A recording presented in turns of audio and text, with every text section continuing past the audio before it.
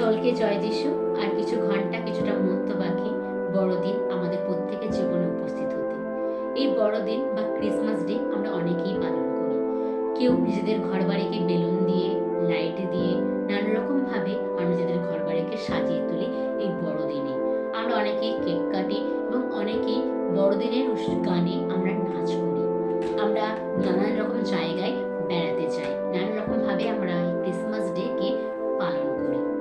কিন্তু আজকে আমরা কেউ জানি এই বড়দিনের আসল মানে কি এবং কেন প্রভু যীশু খ্রিস্ট এই পৃথিবীতে এই বড়দিনে জন্মগ্রহণ করলেন?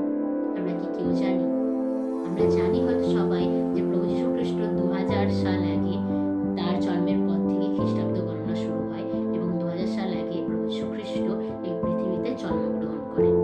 কিন্তু কারণ কি তার এই পৃথিবীতে জন্মগ্রহণ করার? আমরা অনেকেই মানি, জানি নয়, আমরা অনেকেই মানি প্রভু যীশু খ্রিস্ট খ্রিস্টানদের জন্য এসেছে, প্রভু যীশু খ্রিস্ট খ্রিস্টান জাতির জন্য এসেছে। কিন্তু তার পবিত্র বাইবেলের বাক্যতে, পবিত্র শাস্ত্রতে কিন্তু কখনোই এটা বলা নেই।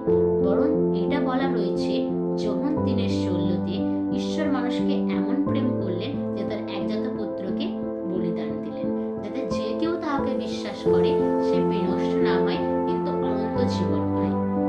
আমরা কি কখনো দেখেছি কারো জন্মদিন হচ্ছে এবং সেখানে সেই মানুষটি উপস্থিত নেই, তাকে ছাড়া জন্মদিন উৎসবটি পালন করতে? আমরা কখনোই দেখিনি।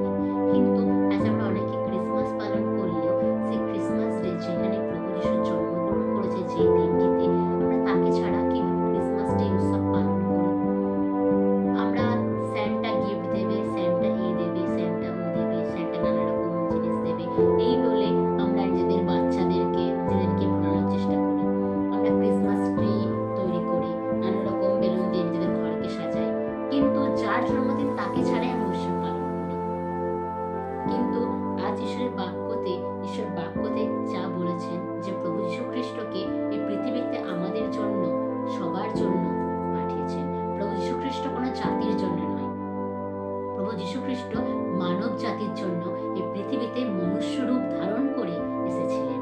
তার রাজার সিংহাসন ছেড়ে তিনি আমাদের মতো পাপীদের জন্য এই যীশু খ্রিস্ট এই পৃথিবীতে জন্মগ্রহণ করলেন, যাতে আমরা দিন সকাল থেকে রাত অবধি যত পাপ করি তার কাছে যাওয়ার পরে, তার কাছে ক্ষমা চাওয়ার পরে আমাদের সকল পাপ যাতে তিনি তার রক্ত দিয়ে ধুয়ে দিতে পারেন। যে সময় প্রভু যীশু খ্রিস্ট জন্মগ্রহণ করেছিলেন সেই সময় তিনি গোয়াল ঘরে জন্মগ্রহণ করেছিলেন, কিন্তু তিনি আজ আর গোয়াল ঘরে জন্মগ্রহণ করতে চান না। তিনি আজ আমার হৃদয়ে, আপনাদের সকলের হৃদয়ে জন্মগ্রহণ করতে চান। কিন্তু আজ কি আপনারা তার জন্য হৃদয় খোলার জন্য প্রস্তুত আছেন?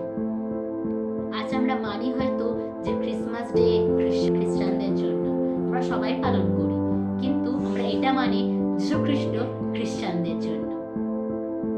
কিন্তু ঈশ্বরের বাক্য কোনো জায়গায় বলে দেয়নি। ঈশ্বরের বাক্য একটাই বলছে, ঈশ্বর জগৎকে, জগতের মধ্যে আমরা প্রত্যেকে বাস করি, প্রত্যেকটি জাতি বাস করি। তাই ঈশ্বর আমাদের জন্য তার পুত্রকে পাঠিয়েছেন, কোনো জাতির জন্য নয়, মনুষ্য জাতির জন্য, মানব জাতির জন্য। তাই আমরা যেন এই ক্রিসমাস ডে যখন সেলিব্রেশন করি, আমরা তাকে বাদ দিয়ে নয়, তাকে আমাদের হৃদয়ে জায়গা দিতে পারি। তিনি আমাদের হৃদয়ে জন্ম নিতে চান। তিনি আর গোয়াল ঘরে নয়, তিনি আমাদের মতো পাপীদের হৃদয়ে জন্মগ্রহণ করতে চান। আমাদের এই মন্দিরকে তিনি পবিত্র করতে চান। আমরা যেমনি রং তুলি মেখে নিজেদেরকে সুন্দর করে তুলি, নানা রকম জিনিসপত্র দিয়ে নিজেদেরকে আমরা সুন্দর করে তুলি, ঈশ্বর আমাদের হৃদয়ে জন্ম নিয়ে আমাদের হৃদয়কে সুন্দর করে তুলতে চান।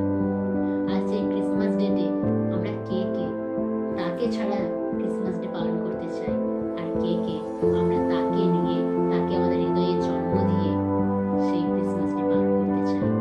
দিয়ে খুশি করতে পারবো না, কিন্তু আজ আমরা নিজেদের হৃদয় সকলে আজকে আপনি ঈশ্বরকে হৃদয়ে জন্ম দেওয়ার জন্য আপনি কি হৃদয় খুলতে প্রস্তুত আছেন? যদি প্রস্তুত থাকে তো ঈশ্বরের কাছে যান আর বলুন, ঈশ্বর তুমি আমার হৃদয়ে জন্ম নাও, আমি তোমার জন্য আমার হৃদয়কে খুললাম।